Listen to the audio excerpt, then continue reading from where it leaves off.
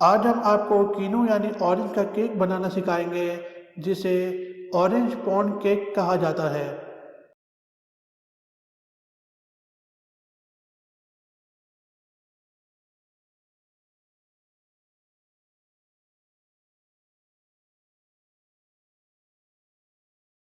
3 अंडे,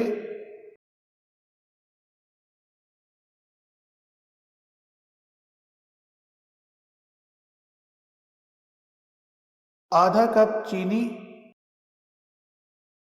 1 चुटकी नमक, आधा कप तेल,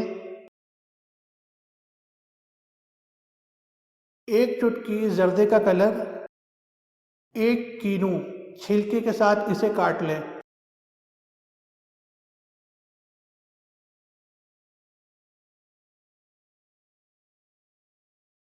इन सबको ग्राइंड कर लें। 1 कप मैदा, 1 चाय का चमचा बेकिंग पाउडर,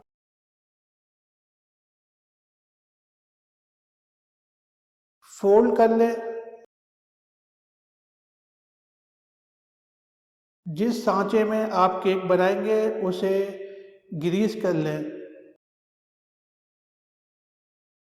केक का बैटर सांचे में डाल दें।